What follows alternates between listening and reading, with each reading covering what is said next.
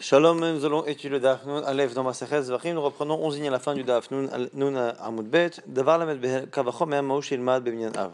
On essaie toujours de voir si dans Kochim, on peut cumuler deux types de limodim, c'est-à-dire une halakha qui elle-même a été apprise par un type de dracha, peut elle-même servir de base au limo d'une autre dracha. Et ici, est-ce que quelque chose qui a une halakha qui a été apprise déjà par un kalvachomer peut servir elle-même de base pour apprendre à une autre halakha par le système de binyan av?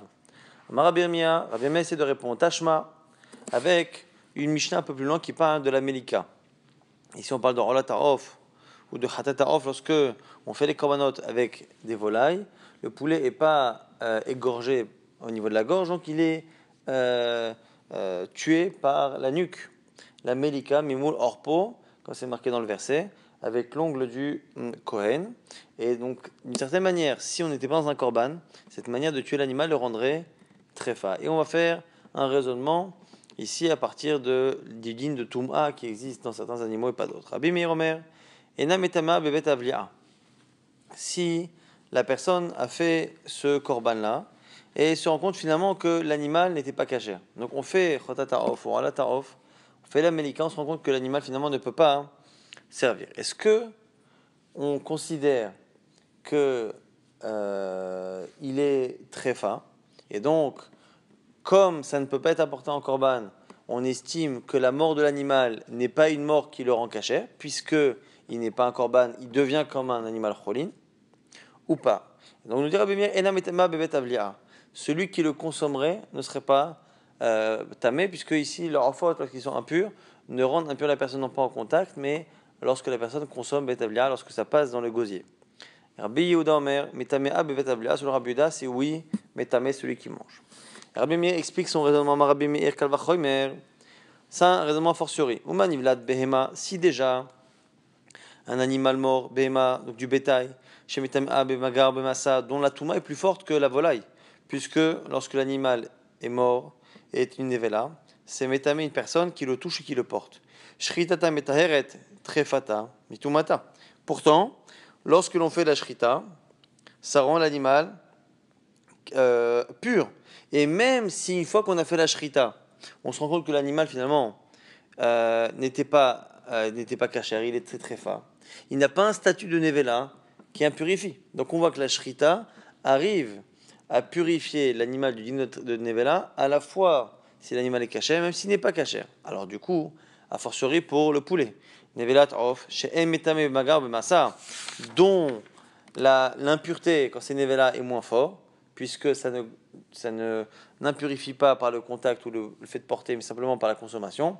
Et on dit shritata, meteret trefata mitumata. Donc a fortiori que la shrita, on parle ici d'une shrita classique pour un animal qui est cholin, ça rend pur le off, même si on se rend compte après qu'il est tréfa. Et après, une fois qu'on a dit ça, donc on a appris par kalvachomer que un poulet quand on fait une shrita de cholin est purifié du din de nevela, même s'il était tréfa. Maintenant, on va faire un mamatzino. Binyan av. Mamatzino, beshrita, chez marcharta, ba'achila. Puisque la shrita, c'est marchir quelque chose à manger. Mais taheret trefata mitumata. Et ça enlève une tréfa du din de nevela. Af melika, chez marcharta, ba'achila, trefata betumata. On a déjà dit pareil pour la melika du off. Et Rabbi Yossé, troisième avis, nous dit Dayak nivlad be'ema teora, chez shritata metaharta.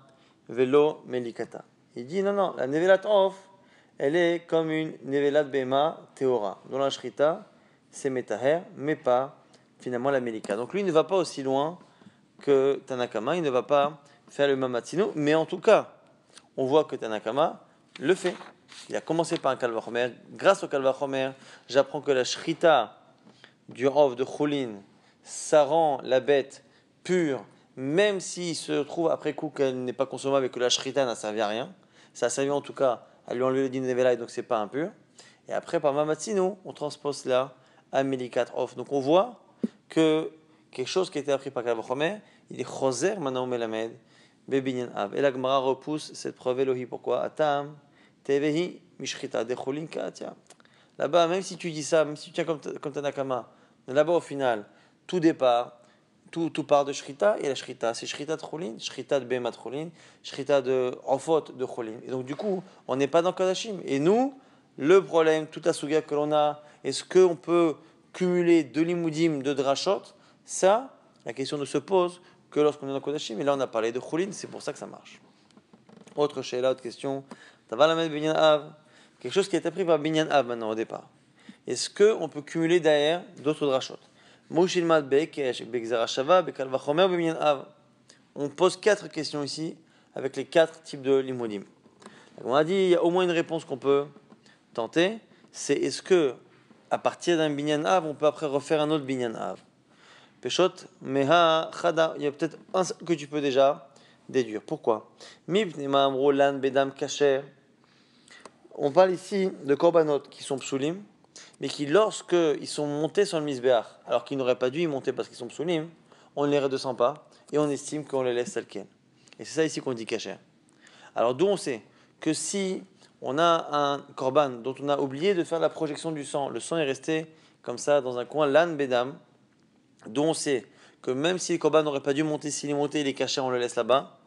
L'an bedam kasher, on l'apprend de charé, l'an beiburim kasher. Parce que la même chose avec les imurim, si c'est les membres qu'on a oublié de monter, c'est kasher.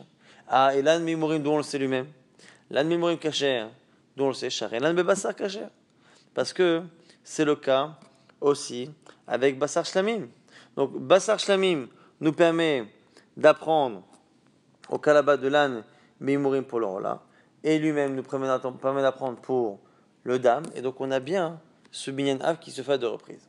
Après on a d'autres exemples, Yotse, lorsque on a fait sortir une partie des membres du Korban, Oil, Veyotse, Kasher Bebama. Pourquoi c'est autorisé et pourquoi le korban peut monter? C'est parce qu'à l'époque où il n'y avait pas de Beth Amikdash et qu'on pouvait faire des korbanot partout, Bachutz, il n'y avait pas de din de Yotse. S'il sortait, c'était caché, parce que dans tous les cas, il n'y avait même pas de Bechelal de notion de sortie, puisque c'était faisable partout.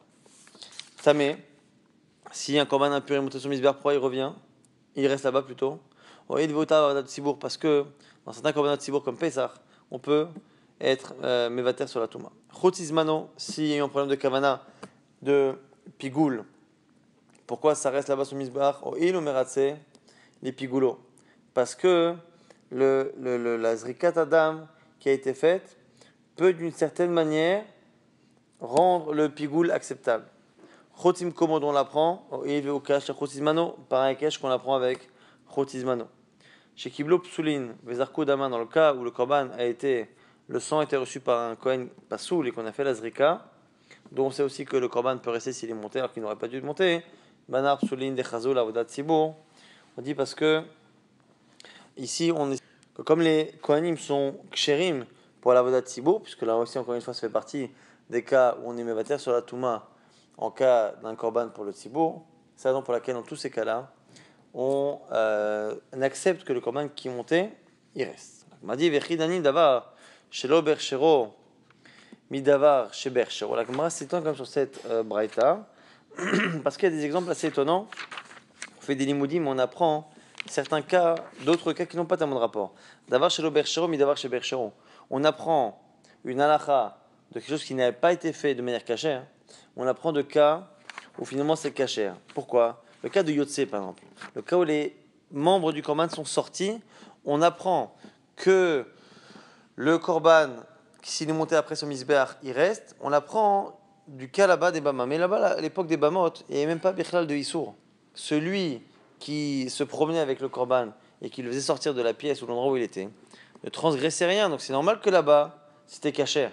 On ne va pas le transposer là où aujourd'hui on n'a pas le droit de sortir les Khatrila de la Hazara. Et qu'il n'est pas seul qui doit pas après remonter. Et d'autres exemples qui font que finalement, dans tous les limoudim que l'on a fait ici, on a a priori un manque de rapport entre la gravité de la lacha que l'on veut apprendre et celle qui n'est pas du tout grave, voire pas du tout interdite, de celle qui sert de source. La Gmanditana Mizot Torah Tarola Riba Samir. Il lui apprend finalement de l'expression Zot Torah Tarola, qui nous dit que voici la règle du Rola, qui finalement met sur le même plan tous les corbanotes et qui nous permet finalement d'apprendre que tous ces corbanotes-là qui sont à la base psulim, s'ils sont montés sur Misbeach, lo yordim. Chéri Adam et Shefer el Sod Marevi chez Mizbach Haritzon, on reprend maintenant la halakha de la Mishnah que le reste du korban, les chatot pnimiyot, après avoir fait l'avoda à l'intérieur, d'avoir fait la projection du sang sur le Mizbach à Penimi, on revient jeter le sang sur le Yesod qui est du côté ouest. M'a dit Maïtama, quelle est la raison? Parce que c'est marqué dans le verset qu'on le mettra sur le coin du Mizbeach Ha'ola qui est à la porte du Ohel Moed. Haoud et Paga Beresha. De là, on apprend qu'il faut aller sur le coin que l'on rencontre en premier. Or, comme le Ohel Moed est à l'ouest du Mizbeach, lorsque l'on sort du Ohel Moed, après avoir fait la Avodat Penimit, la Avodat de l'intérieur, et qu'on sort naturellement tout droit, le premier coin qu'on rencontre, c'est ce fameux coin ouest, ou plutôt même sud-ouest. Et donc, c'est la raison pour laquelle on le fait ce que le verset nous dit, de le faire à la porte, c'est-à-dire le premier coin que l'on rencontre. Au passage, la Gemara va nous rapporter plusieurs versets. Il y a 3 versets dans lesquels c'est marqué sur la Shfichat Shiraim. Il y a 2 versets où c'est marqué El Yesod à Mizbeach, sur le coin du Mizbeach. Mais il y a à 3 reprises c'est marqué El Yesod Mizbah Ha'ola, sur le coin du Mizbah Ha'ola. Et on précise que c'est le Mizbah Ha'ola, alors qu'on n'est pas en train de parler du Korban Ha'ola. On est en train de parler, par exemple, du part de Kohen Mashiach, par Elem Davar, ou c'est Ernassi, donc des fois des Korbanot Pnimiyot ou pas. Mais à chaque fois, on précise que le coin du Mizbah, c'est le Mizbah Ha'ola. Alors la Gemara fera 3 drachot avec ça. Tanoura Banan, El Yesod Mizbah Ha'ola, Velo Yesod Mizbah Ha'penimi. Première chose pour nous apprendre que c'est le Mizbah Ha'ola, donc le Mizbah de l'extérieur, et pas le Mizbah Penimi. El Yesod Mizbah Ha'ola, En Lo Yesod la Penimi Atzmo. Deuxième chose, pour nous apprendre que le Mizbah qui est à l'intérieur n'a pas Bichlal de Yesod, n'a pas ce pourtour qui permettait de faire couler le sang. Dernière chose, les Yesod Mizbah Ha'ola, Ten Yesod les Mizbah Shel Ola. Donne un Yesod au Mizbah Shel Ola, c'est-à-dire fait en sorte que ce Yesod-là serve pour tous les autres korbanot, que pas pour le Ola, pour tous les autres. Mais la Gemara dit que pour la troisième dracha, on aurait pu dire autre chose. Oh, et non, et là, les Mizbah Shel Ola, Yehe Yesod. On m'a dit peut-être qu'on aurait pu penser que c'est venu nous apprendre que même la zrika, même la projection de sang, ne doit se faire que sur l'endroit du Yesod et pas sur les 4 coins. Et donc, comme sur le Mizbah, il y avait le coin sud-est, à droite de la rampe tout de suite, dans laquelle il n'y avait pas de Yesod, peut-être que là-bas, il ne fallait pas jeter de sang. Et la Gemara nous dit non. Amar Rabbi Shmuel nous dit on n'a pas besoin d'un verset pour cela. Kalva Chomer, pourquoi? Si déjà le fait de verser le reste du sang qui ne sert pas à l'expiation, Tonim Yesod nécessite qu'il y ait un Yesod et que ça se passe à l'endroit du Yesod. Trilat Ola, l'aspersion du sang au début du Ola. Shemcha Peret qui sert de kapara. Il nous dit on a un Yesod, a fortiori qu'il faut un Yesod. Ça c'est la version de Rabbi Shmuel. Rabbi Akiva a une version légèrement différente du Kalva Chomer et on étudiera dans le DAF de demain la nuance qui est entre les deux. Mashiraim shen mechaperim ve'en ba'in kapara. Voici la nuance. Rabbi Akiva nous dit que les shiraim, les restes, c'est pas mechaper et ça ne vient pas en tant que kapara. 2 choses. Et pourtant, teonim yesod, il faut le mettre sur le yesod. Trilat ola shem mechaperet ou bale chapara et nodin sheton yesod. Alors que le sang de la zrika, qui est à la fois mechaper qui expie et qui sert à l'expiation, a fortiori qu'il faudrait un yesod. Imken matamuloma yesod mizbach ola. Ten Yesod le Mizbecha Shel Ola, c'est bienvenu nous apprendre que tous les korbanot nécessitent une Shfichat Shiraim à cet endroit. Donc je rappelle ici les 3 drachot que l'on propose ici dans la Braïta. Il y a marqué à 3 reprises El Yesod Mizbach Ha'ola, et l'expression Mizbach Ha'ola finalement étant trop, parce qu'on sait très bien que ce Mizbech, c'est Mizbech où on fait leur Ola. Mais là on parle ici de par Elem Davar, ou du part du Nassi, ou du part du Kohen Mashiach. Donc c'est pas le moment de mentionner leur Ola, et on le sait par ailleurs, c'est Mizbach Ha'ola. Alors, on nous dit qu'il y a 3 drachot. Premièrement, pour nous apprendre qu'il faut le faire sur ce Mizbeach et pas sur le Mizbeach qui est à l'intérieur. Surtout que dans certains cas, la avoda s'est faite à l'intérieur, la zrika s'est faite à l'intérieur. Donc on aurait pu penser que la shfichat shiraim également. Premier verset pour nous apprendre que ça ne se fait que sur... Les shiraim seront toujours versés, quels que soient les korbanot, sur le korban, le Mizbeach ha'ola qui est à l'extérieur. Deuxième halakha, pour nous apprendre que, du coup, non seulement ça ne se fait jamais à l'intérieur, mais il n'y a même pas de yesod à l'intérieur, donc dans Mizbach HaPenimi, même pas de yesod sur lequel on pourrait verser un sang. Et troisièmement, pour nous apprendre que tous les korbanot nécessitent que le reste du sang soit versé sur Shfirat Shiraim. Et si on avait besoin d'apprendre qu'on ne fait pas la zrika à tel endroit, ça selon Rabbi Shmuel et Rabbi Akiva, on l'apprend par Kalavachomein, donc il n'y a pas de nécessité de l'apprendre du verset. La Gemara maintenant va essayer d'analyser les trois drachot. Amarmar, Esod Mizbach Ola, Velo Esod Mizbach Apenimi. Premièrement, on a dit que pour on dit Mizbach Ola, pour apprendre que c'est bien le Mizbach extérieur et non pas intérieur. On m'a dit, ah, Mibaïl, elle est gouffée. Ça, on en a besoin de les gouffer. La Gemara s'étonne, comment peut-on dire que ce verset Mizbach Ola vient nous interdire de verser sur le Penimi, alors que peut-être que comme c'est la première fois que c'est marqué, en général on ne fait pas une dracha sur la première fois qu'une expression est marquée, parce qu'elle peut être nécessaire pour nous apprendre peut-être quoi, que le korban ici en question, eh bien, on a la possibilité de reverser à la fois sur le misbach à l'intérieur et à la fois sur le misbach à Ritson, alors qu'à la base c'était un korban qui se faisait à l'intérieur. La Gemara dit non, mais à Shapetach Oel Moed, Nafka, non. La Gemara dit il y a une redondance. À Shapetach Oel Moed qui est dans le Oel Moed, donc c'est très bien. Donc du coup, à partir du moment où il y a une répétition, c'est venu nous apprendre que non seulement on peut le faire dans le misbach à Rola, mais on doit le faire là-bas et non pas ailleurs. Maintenant la troisième dracha. El Yisod misbach à Rola, la troisième. Ten Yisod misbach à Rola, on fera une shfirat shayim pour tous les korbanot. La Gemara dit Deis akadatar kedirtiv. Parce que si tu voulais dire simplement que ça voulait nous apprendre que encore ce korban, on fait la shfirat shayim là-bas. Ané la mali. Pourquoi ces mots-là misbach haola? Quoi, les shiraim pour me dire qu'on doit verser le sang? Ah, baray avid lehu. La Gemara dit ici, le korban dont on parle ici, c'est un korban qui se fait à l'extérieur, c'est le CR du nasi, du roi.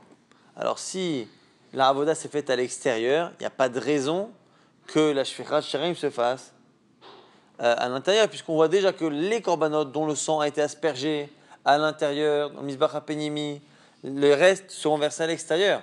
Quand à la base la avoda s'est faite à l'extérieur, a fortiori que les shiraim seront versés là-bas. Chitema de apir mifar, quoi. Tu vas me dire que du coup on va inverser. Ce qui est... Alors Gemara dit oui, inachinami, des baraï les gavaï ou des gavaï les baraï. Peut-être effectivement. Peut-être qu'après avoir appris que ceux dont le sang a été mis à l'intérieur, le sang, les restes seront versés à l'extérieur.